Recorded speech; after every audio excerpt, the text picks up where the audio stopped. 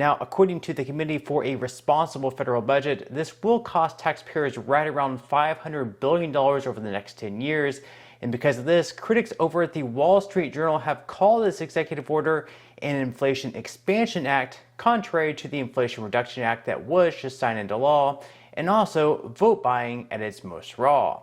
Considering that the Inflation Reduction Act just signed into law is supposed to reduce the deficit by $102 billion over the next 10 years, starting in 2027, the $500 billion spent on this will of course far exceed that number. Furthermore, it also gives those with student loans forgiven more disposable money to spend, which in turn of course will drive up demand and cause more inflation. Arkansas Senator Tom Cotton reacts to President Biden's bailout, calling it the dumbest thing he's done yet. Of all the dumb things Joe Biden has done, this may be the dumbest yet. I know it's stiff competition, but just think about how unfair this is for all the Americans who are harmed by this, who are now on the hook for hundreds of billions of dollars of other people's loans. All the Arkansans who didn't go to college, who became farmers or ranchers, plumbers, carpenters, welders. All the Arkansans who went to college and worked to put themselves through so they didn't have to take out debt, whether they were waitressing or bartending. And all the Arkansans who went to college and took out loans and paid off those loans.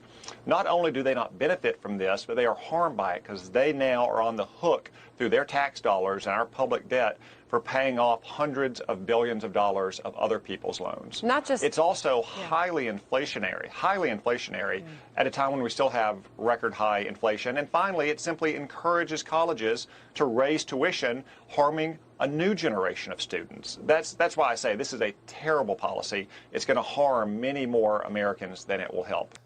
And Cotton is exactly right. Not only does it encourage colleges to raise tuition on future generations, nor does it fix the problem in itself, but it's also just a little bit unfair to those who never took out loans in the first place, or perhaps worked extremely hard to make sure that all of their loans are paid off, whether it be they worked throughout college and they worked and went to school at the same time and they paid off all their loans rather than going out and partying or just not holding a job at all. Or perhaps they graduated from college, they got a job, and they threw all the money that they made towards their student loans. That way they didn't have any student debt, rather than using all of their money to buy the newest and greatest thing, whether it be the newest iPhone, the newest technology, the newest brand new car, or whatever else. So the responsible ones are, kind of getting the raw end of the deal here.